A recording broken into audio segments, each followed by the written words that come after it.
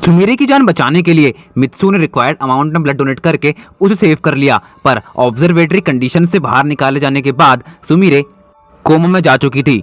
जैसे ही ये बात यूकी मित्सू को बताती है, वैसे ही मित्सू मेंटली काफी ज्यादा डिस्टर्ब हो जाता है। वो कहने लगता है, आखिर क्यों मेरे साथ ये सब कुछ हो रहा है, बताओ क्यों मेरे साथ ये सब कुछ हो रहा है। यूकी कहती है, शांत हो जाओ मित्सू, सब कुछ ठीक हो जाएगा। और ऐसा होता भी है। मित्सू का प्यार सुमीरे को इमीडिएट बेसिस के अंदर 50% रिकवर कर देता है और इसी के साथ डॉक्टर सुमीरे को हॉस्पिटल से डिस्चार्ज दे देते हैं। उसे मित्सू के घर पे ले जाया जाता है ताकि मित्सू सुमीरे की केयर कर सके। उस रात यूकी और ट्रॉय मित्सू के पास ही रुकते हैं, पर नेक्स्ट डे सुबह सुबह वो दोनों अपने काम पर चले जाते हैं। मित्सू को अपने रूम के अंदर काफी ज्यादा अकेला फील हो रहा था, इसलिए अपना मूड ठीक करने के लिए वो अपने रूम से बाहर जाने लगता है कि तभी पीछे से मित्सू को एक आवाज आती है, I hate you Mitsu, I hate you. क्या यह आवाज सुमीरे की थी? शायद नहीं। मित्सू घबराते हुए पीछे मुड़ता है। उसके मन में सिर्फ एक ही बात थी, क्या ये वही है? और हाँ, होता भी कुछ वैसा ही है। वहाँ पे कोई और नहीं, नैरा ही खड़ी थी। नैरा कहती है, आई हेट यू मित्सू, तुमने मेरी बात मानना बंद कर दिया? तुम्हारी ये करने की हिम्मत कैसे हुई, बताओ मुझे।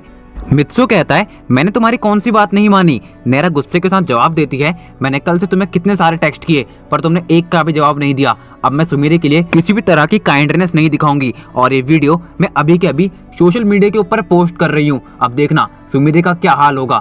मित्सू कहता है, प्लीज ऐसा कुछ मत करना, सुमीरे का करियर एक झटके में खत्म हो जाएगा। उसने सब कुछ काफी ज्यादा मेहनत से कमाया है, ऐसा मत करना प्लीज, मैं तुम्हारा के हाथ जोड़ता हूँ। नैरा बोलती है, उसने सब कुछ कमाया नहीं, छीना है, वो भी मुझसे। मैं सुमीरे को कभी माफ नहीं कर सकती। मित्सू बोलता है, आखिर तुम हो कौन? नैरा कहती है, मैं तुमसे पहले ही कह चुकी हूँ कि मेरे नाम से ज्यादा अपने काम पर ध्यान दोगे तो अच्छा रहेगा। अभी के अभी मेरे भेजे हुए टेक्स्ट को पढ़ो। मित्सू अपना फोन उठाकर उस मैसेज को पढ़ने लगता है, पर जैसे ही मित्सू उस मैसेज को पढ़ता है वो काफी ज्यादा गुस्से में आ जाता है और नैरा से कहता है, तुम्हारी हिम्मत कैसे हुई है सब कुछ सोचने की? मैं ऐसा कुछ भी नहीं करने वाला। नैरा बोलती है, इसका मतलब इसी के साथ हमारा प्रॉमिस खत्म हुआ और अब मैं ये वीडियो हर जगह शेयर कर सकती हूँ। मित्सू मजबूर था, उसके पास कोई दूसरा रास्ता नहीं था। वो नैरा की तरफ घूरते हुए बोलता है, यू आर सो मीन। नैरा कहती है, मैं ऐसी ही हूँ, मैं अपनी दोस्ती और दुश्मनी निभाने में कोई कसर नहीं छोड़ती। सुमीरे मेरी दुश्मन है, अपनी आखिरी सांस तक मैं सुमीरे के साथ अपनी दुश्मनी निभाऊंगी और उम्मीद करती हूँ कि तुम एक बहुत लंबे समय तक मेरा साथ देने वाले हो।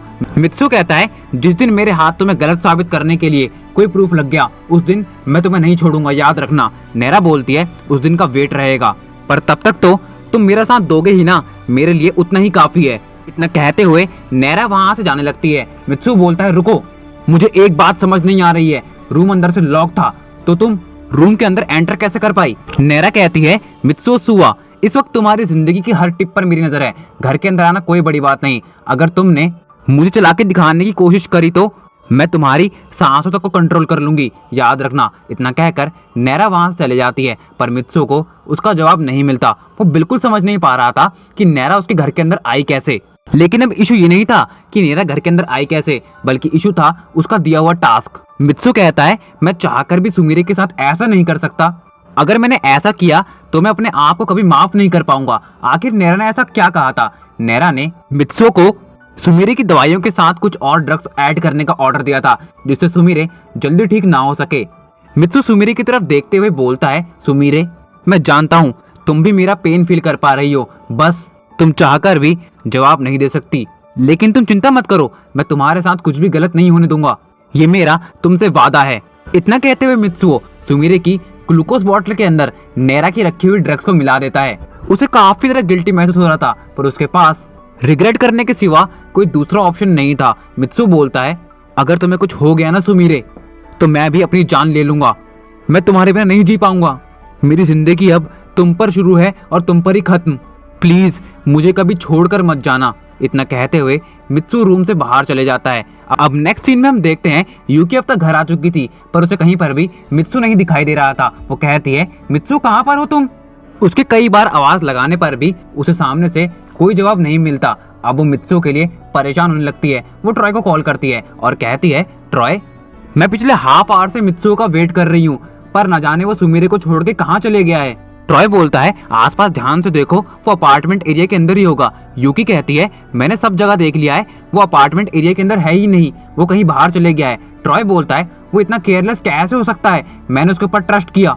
सुमिरे को उसके साथ छोड़ा और वो उसे ही छोड़कर चला गया। मैं अभी के अभी वहां आकर सुमिरे को ले जाने वाला हूँ, तुम सब कुछ रेडी कर दो। यूकी बोलती है शांत हो जाओ ट्रॉय, मित्सु कभी भी इंटेंशनली ऐसा नहीं कर सकता, जरूर वो कहीं ना कहीं फंस गया होगा, मैं अभी उसे ढूंढती हूँ, तुम भी घर पहुंचो। ट्रॉय कहता है हाँ वेट करो मैं आ रहा हूँ, और इतना कहते हुए ट्रॉय भी कॉल कट करके वहां से निकल जाता है। यूकी भी आसपास की जगहों में मित्सु को ढूंढने लगती है पर उसे मित्सु की कोई खबर नहीं मिलती, और फाइनली हार मानकर यूकी भी सुमिरे के पास रूम में चली जाती है। कुछ देर के अंदर ट्रॉय भी वहां पर पहुंच जाता है और यूकी के पास आकर कहता है मित्सु आखिर है कहाँ पर, वो भला इतना लापरवाह कैसे हो सकता है, मैं अभी के अभी सुमिरे को यहाँ से लेकर जा रहा हूँ, वो सुमिरे से प्यार ही नहीं करता, वो उसकी केयर नहीं करना चाहता। यूकी कहती है शांत हो जाओ ट्रॉय, तुम्हें ये राइट किसने दिया कि तुम डिसाइड करो मित्सु सुमिरे की केयर करता है या फिर नहीं, अगर वो सुमिरे से प्यार नहीं करता ना तो वो उसके लिए अपनी जान कभी खतरे में नहीं डालता। ट्रॉय कहता है तुम मुझे ये बताओ मित्सु है कहाँ पर। यूकी बोलती है एक आखिरी बार मेरे साथ मित्सु को ढूंढने के लिए चलो, अगर वो नहीं मिला तो जो चाहे कर लेना, मैं तुम्हें नहीं रोकूंगी। ट्रॉय कहता है ठीक है चलो, और वो दोनों रूम लॉक करके अपार्टमेंट एरिया के अंदर ही मित्सु को ढूंढने लगते हैं। सारी जगह अच्छे से ढूंढने के बाद भी मित्सु उन्हें कहीं नहीं मिलता। ट्रॉय कहता है वो अपना फोन लेकर नहीं गया क्या। यूकी कहती है नहीं उसने फोन भी घर पर छोड़ दिया है। ट्रॉय बोलता है यूकी तुमने कहा था ना एक आखिरी बार हम मित्सु को ढूंढेंगे, और अगर वो नहीं मिला तो मैं जो चाहे कर लूं, तुम मुझे नहीं रोकोगी, और अब मैं सुमिरे को यहाँ से लेकर जा रहा हूँ। इतना कहते हुए ट्रॉय मित्सु के रूम की तरफ बढ़ने लगता है। यूकी उसे रोकने के लिए उसके पीछे आने लगती है कि तभी यूकी की आंखों में एक अलग तरह की शैडो आती है, और जब वो ऊपर की तरफ देखती है तो उसकी आंखें खुली की खुली रह जाती है। वो चिल्लाते हुए कहती है ट्रॉय यहाँ पर आओ जल्दी। ट्रॉय घबराते हुए यूकी के पास जाता है और कहता है क्या हुआ यूकी, तुम इतनी जोर से क्यों चिल्लाई। यूकी बोलती है वहां ऊपर देखो, और जैसे ही ट्रॉय ऊपर देखता है वो भी हैरान रह जाता है, वहां पे कोई और नहीं मित्सु था, वो रूफ के ऊपर जाके बैठ गया था। ट्रॉय चिल्लाते हुए कहता है मित्सु तुम वहां पर क्या कर रहे हो, जल्दी नीचे आओ नहीं तो गिर जाओगे। मित्सु कोई जवाब नहीं देता। यूकी कहती है मित्सु क्या तुमने सुना नहीं, जल्दी नीचे आओ, अगर तुम गिर गए तो ना जाने कितनी चोटें तुम्हें लग जाएंगी, इसलिए अभी के भी नीचे आ जाओ। मित्सु कहता है नहीं मैं नहीं आने वाला। ट्रॉय कहता है मगर क्यों, तुम्हारी प्रॉब्लम क्या है, तुम हमें क्यों परेशान कर रहे हो मित्सु, जल्दी नीचे आओ। मित्सु कहता है मैंने कहा ना मैं नीचे नहीं आने वाला। ट्रॉय कहता है मित्सु अगर तुम अभी के अभी नीचे नहीं आए तो मैं सुमिरे को यहाँ से ले जाऊंगा। मित्सु कहता है शायद सुमिरे के लिए वही ठीक रहेगा, वैसे भी मैं उसका ध्यान रखने के लायक नहीं हूँ, उसे ले जाओ ट्रॉय, तुम्हारे साथ वो अच्छे से रह पाएगी, मैं उसके साथ रहने के लायक नहीं हूँ। यूकी कहती है मित्सु भला तुम्हें हुआ क्या है, मॉर्निंग तक तो तुम बिल्कुल ठीक थे, मैंने सुमिरे के साथ गलत किया है और उस गलती की पनिशमेंट मुझे मिलनी चाहिए और मैं पनिशमेंट लेकर रहूंगा। ट्रॉय कहता है क्या गलत किया है तुमने और किस बात की पनिशमेंट। मित्सु देखो मैं तुमसे आखिरी बार कह रहा हूँ नीचे आ जाओ। नहीं मैं नहीं आने वाला। इतना कहते हुए मित्सु चुप हो जाता है। ट्रॉय कहता है लगता है तुम ऐसे नहीं मानने वाले, मुझे तुम्हें जबरदस्ती नीचे लाना पड़ेगा, और ट्रॉय तेजी से रूफ की तरफ बढ़ने लगता है। मित्सु कहता है अगर तुम ऊपर आए तो मैं कूद जाऊंगा, पर ट्रॉय मित्सु की कोई बात नहीं सुनता और वो सीधा रूफ पर चले जाता है और जैसे तैसे मित्सु को नीचे उतार देता है। पर इन सभी चीजों के बीच में मित्सु और ट्रॉय दोनों को ही चोट लग जाती है। यूकी भागते हुए उन दोनों के पास जाती है, वो तेजी के साथ मित्सु को एक चांटा लगाती है और कहती है व्हाट्स रॉन्ग विद यू मित्सु, आखिर तुम्हारी प्रॉब्लम क्या है।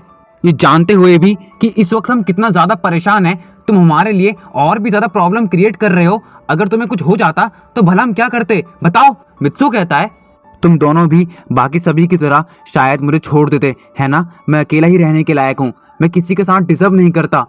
ट्रॉय मित्सु के पास आकर कहता है मित्सु मुझे कुछ समझ नहीं आ रहा है कि तुम कहना क्या चाहते हो, पर दोस्त मैं दावे के साथ कह सकता हूँ कि तुम ऐसा अटेम्प्ट अपनी मर्जी से नहीं कर सकते, बताओ तुमने ये क्यों किया। मित्सु कहता है मैं तुम्हें नहीं बता सकता, तुम सुमिरे को ले जाने वाले थे ना, ले जाओ यहाँ से। ट्रॉय कहता है मैंने अपना मन बदल लिया है। मित्सु बोलता है पर मैं चाहता हूँ कि तुम सुमिरे को यहाँ से ले जाओ। यूकी कहती है इससे बात करना ही बेकार है, ट्रॉय अंदर चलो, तुम्हारे हाथ से काफी ज्यादा खून बह रहा है, मैं तुम्हें बैंडेज लगा देती हूँ, और हाँ मित्सु अगर तुम्हारा भूत उतर जाए ना तो आ जाना, तुम्हें भी ट्रीटमेंट दे ही दूंगी। इतना कहते हुए यूकी ट्रॉय का हाथ पकड़कर उसे अंदर ले जाती है और फर्स्ट एड बॉक्स की मदद से बैंडेज लगाने लगती है। काफी देर हो जाने के बाद भी मित्सु रूम के अंदर नहीं आता। ट्रॉय बोलता है यूकी मुझे कुछ भी सही नहीं लग रहा है, तुम जाकर मित्सु से बात करो, उसे अंदर लेकर आओ। यूकी कहती है रुको मैं अभी उसे लेकर आती हूँ। यूकी मित्सु के पास जाकर बोलती है मित्सु तुम्हारी एल्बो पर कितनी गहरी चोट लगी है, क्या तुम्हें दर्द नहीं हो रहा है। मित्सु कहता है मेरे दिल में इस वक्त जो दर्द हो रहा है उस दर्द के सामने इस दर्द का कोई लेवल नहीं, मैं इसे फील तक नहीं कर पा रहा हूँ। यूकी बोलती है अब ज्यादा ओवर एक्टिंग मत करो और मेरे साथ अंदर चलो। इतना कहते हुए यूकी मित्सु को खींचकर रूम के अंदर ले जाती है। वो उसकी एल्बो पर बैंडेज लगाते हुए कहती है अब तुम्हें कैसा फील हो रहा है मित्सु, बताओ मुझे। मित्सु कहता है पहले से भी बेकार, मुझे और बेकार फील हो रहा है। ट्रॉय कहता है मित्सु तुम इतना क्यों टूट रहे हो, तुमने कोई गलती नहीं की है, बल्कि तुमने तो सुमीरे की जान बचाई है। अगर तुम्हें कुछ हो गया ना तो सुमीरे होश में आने के बाद भी अपने पूरे लाइफ स्पैन में हाफ डेड ही रहेगी। इसलिए मैं तुमसे रिक्वेस्ट करता हूँ अपने बारे में नहीं तो सुमीरे के बारे में सोच लो। इतनी मुश्किल से तुम सुमीरे के पास आ पाए हो, अब उससे दूर मत जाओ। You both are made for each other, तुम उसे डिजर्व करते हो। मित्सु कहता है मैं सुमीरे को डिजर्व करता हूँ, पर क्या सुमीरे मुझे डिजर्व करती है? मैं उसके लायक नहीं हूँ। मैं बस इतना कहना चाहता हूँ कि सुमीरे के ठीक होते ही मैं उसकी जिंदगी से बहुत दूर चले जाऊंगा, इतना दूर कि उसे कभी मेरी परछाई तक नहीं दिखेगी। लगता है तुम्हें आराम की जरूरत है। इतना कहते हुए ट्रॉय मित्सु को सुमीरे के पास के बेड पर लिटा देता है और कहता है जब तक हम न कहें यहाँ से उठना मत। यूकी बोलती है मित्सु बहुत जिद्दी है, ये ऐसे कभी नहीं मानने वाला।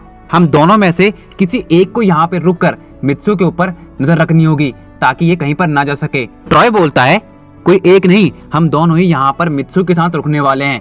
अब मैं कहीं नहीं जा रहा हूँ, मैंने अपनी मीटिंग कैंसिल कर दी है। मुझे ऐसे किसी भी पैसे से प्यार नहीं है जो मेरे दोस्तों से बढ़कर हो।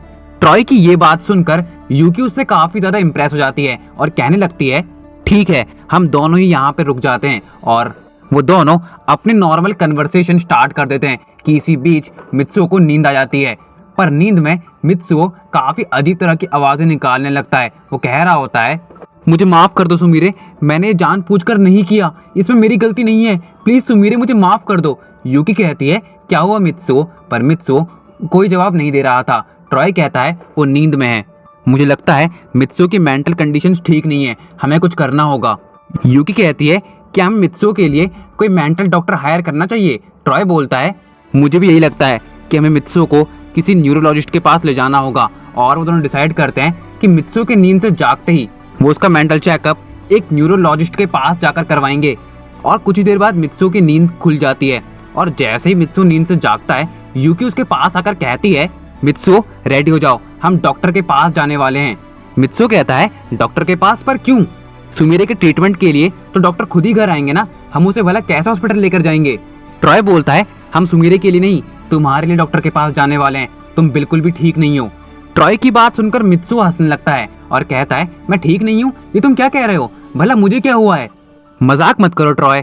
ट्रॉय कहता है मजाक तुम मत करो मित्सु, और जल्दी तैयार हो जाओ, हम डॉक्टर के पास जाने वाले हैं, मैंने अपॉइंटमेंट ले ली है। मित्सु कहता है आर यू सीरियस कि हम सही में जा रहे हैं? ट्रॉय कहता है हाँ मैं सीरियस हूँ, हम डॉक्टर के पास जा रहे हैं, वो भी अभी के अभी, और तुम तैयार हो जाओ। मित्सु गुस्से के साथ कहता है मुझे कुछ भी नहीं हुआ है, मैं पूरी तरह ठीक हूँ, लगता है तुम्हें डॉक्टर की ज्यादा जरूरत है, अब मुझे परेशान मत करो और चले जाओ यहाँ से। यूकी बोलती है अगर तुम ठीक हो तो कुछ देर पहले छत पे चढ़कर पागलों की तरह बिहेव क्यों कर रहे थे? मित्सु कहता है मैंने ऐसा कब किया? ट्रॉय कहता है मित्सु देखो अब हम दोनों काफी ज्यादा कंफ्यूज हो रहे हैं। मित्सु बोलता है क्योंकि तुम दोनों ने अभी तक सही से नींद नहीं ली है, मेरी बात मानो और कुछ देर आराम कर लो, तुम्हारा माइंड भी रिफ्रेश हो जाएगा, या फिर मैं तुम दोनों के लिए कॉफी बनाकर लेके आता हूँ, वेट करो। और इतना कहते हुए मित्सु किचन की तरफ चले जाता है। ट्रॉय बोलता है ये सब कुछ हो क्या रहा है? यूकी कहती है मेरे भी कुछ समझ नहीं आ रहा है, मित्सु बोलना क्या चाहता है? हम दोनों ने अपनी आंखों से देखा था वो छत के ऊपर चढ़ा हुआ था, आखिर वो इस इंसिडेंट से पीछे कैसे हट सकता है? ट्रॉय कहता है यूकी मेरी बात मानो और शांत होकर मित्सु को ऑब्जर्व करने की कोशिश करो, हमें पता करना ही होगा कि उसके साथ चल क्या रहा है। वो जो भी कह रहा है उस बात का यकीन मान लो, उससे बहस मत करो, उसकी मेंटल कंडीशन सच में ठीक नहीं है। अब विद इन 10 मिनट्स मित्सु यूकी और ट्रॉय के लिए कॉफी बनाकर ले आता है और उन्हें कॉफी सर्व करते हुए कहता है पीकर बताओ कैसी है? ट्रॉय कहता है हाँ जरूर, और वो कॉफी पीकर कहता है काफी ज्यादा अच्छी बनाई है तुमने। मित्सु बोलता है क्या यूकी से भी ज्यादा अच्छी? ट्रॉय कहता है हाँ यूकी से भी ज्यादा अच्छी। मित्सु बोलता है यूकी तुम बताओ ना कॉफी कैसी है? यूकी कहती है तुमने काफी अच्छी कॉफी बनाई है दोस्त। मित्सु बोलता है मैंने तुमसे ही सीखी है Yuki, you are a professional coffee maker. इतना कहते हुए मित्सु पास ही में रखे हुए काउच पर बैठ जाता है। यूकी कहती है मित्सु एक बात बताओ, तुम्हारी एल्बो पर ये चोट कैसे लगी? मित्सु कहता है पता नहीं, शायद मैं गिर गया था। यूकी बोलती है अच्छा तुम गिर गए थे, पर कैसे? मित्सु बोलता है ये तो मुझे याद नहीं है। छोड़ो ना, इस बारे में बात करके कोई फायदा नहीं है, हमें ये सोचना चाहिए कि हम सुमीरे को जल्द से जल्द कैसे ठीक करें। ट्रॉय बोलता है डॉक्टर परसों सुमीरे के ट्रीटमेंट के लिए आने वाले हैं, वो ही बताएंगे कि सुमीरे ने कितना इम्प्रूव किया है। मुझे उम्मीद है हमारी मेहनत रंग लाएगी, स्पेशली तुम्हारी। वो सभी लोग इसी तरह आपस में बात करने लगते हैं। कुछ देर बाद मित्सु बोलता है दोस्तों एक काम करो, शाम तो हो ही गई है, खाना खाकर जाओ। इतना कहते हुए मित्सु किचन में जाकर डिनर बनाने लगता है। ट्रॉय बोलता है नॉर्मल कन्वर्सेशन में तो मित्सु बिल्कुल ठीक लग रहा है, पर उसने मना क्यों किया कि वो छत पर चढ़ा था? यूकी कहती है हमें उस डॉक्टर को दिखाना ही होगा। एक आर की कड़ी मेहनत के बाद मित्सु एक शानदार सा डिनर यूकी और ट्रॉय के लिए तैयार कर देता है और उन्हें बुलाते हुए कहता है खाना बन गया है, आकर खा लो। खाना खाते ही ट्रॉय कहता है मित्सु तुम तो सुमीरे की शेफ से भी ज्यादा अच्छा खाना बनाते हो। यूकी बोलती है मित्सु एक प्रोफेशनल कुक है, खाना तो अच्छा बनाएगा ही ना, और हाँ उसे खाना बनाना भी मैंने ही सिखाया है। सही कहा ना मित्सु? मित्सु कहता है हाँ हाँ तुम सही कह रही हो। और यूकी और ट्रॉय को मित्सु के हाथ का खाना काफी ज्यादा पसंद आता है और उस रात यूकी और ट्रॉय फिर से वहीं रुक जाते हैं। अब नेक्स्ट डे हम देखते हैं मित्सु की सुबह उठने के साथ ही यूकी और ट्रॉय की पूरी नजर बस मित्सु के ऊपर ही थी। वो कैसे रिएक्ट कर रहा है, कैसे बात कर रहा है, उनकी पूरी नजर बस मित्सु के ऊपर थी। एक पल तो मित्सु उनसे परेशान हो गया और चिल्लाकर कहने लगा तुम्हें प्रॉब्लम क्या है? मेरे ऊपर इतना ज्यादा घूर कर क्यों देख रहे हो? क्या तुम्हें आज कुछ काम नहीं है जो पूरे दिन मेरे घर पर ही हो? ट्रॉय कहता है नहीं आज मेरे पास कोई काम नहीं है, इसलिए मैं तुम्हारे साथ रुकने वाला हूँ। यूकी कहती है मैं भी पूरे दिन फ्री हूँ, इसलिए मैं भी यहीं पर रुकूंगी। और इसी तरह पूरा दिन बीत जाता है और आज के पूरे दिन मित्सु यूकी और ट्रॉय से काफी ज्यादा परेशान हो जाता है। अब नेक्स्ट डे सुमीरे के चेकअप के लिए डॉक्टर आने वाले थे, लेकिन उनके आने से पहले ही यूकी ने डॉक्टर से बात करके बता दिया था कि मित्सु की हालत ठीक नहीं है, आपको उसे भी चेक करना होगा और साथ ही साथ बहाना बनाकर आप हमारा भी छोटा सा चेकअप कर लीजिएगा ताकि उसे शक ना हो।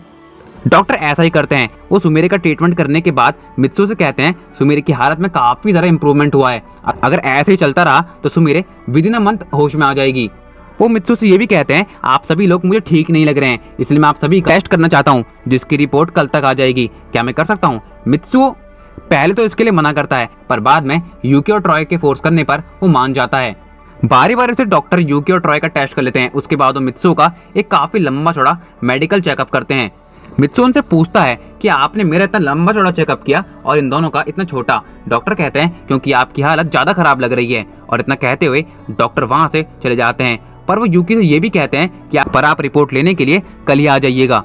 यूकी ठीक ऐसा ही करती है। नेक्स्ट डे वो बिल्कुल सही टाइम पर डॉक्टर के ऑफिस में रिपोर्ट लेने के लिए पहुंच जाती है। वो वहां पर जाके कहती है डॉक्टर मित्सु को क्या हुआ है? डॉक्टर कहते हैं आप पहले आराम से बैठ जाइए, मैं आपको पूरी बात बताता हूँ। और डॉक्टर कहते हैं मित्सु को एक बहुत खतरनाक बीमारी हो गई है। यूकी कहती है ये आप क्या बोल रहे हैं? मित्सु को एक बहुत बड़ी बीमारी हो गई है, पर क्या? डॉक्टर कहते हैं मित्सु को मल्टीपल पर्सनैलिटी डिसऑर्डर हो गया है।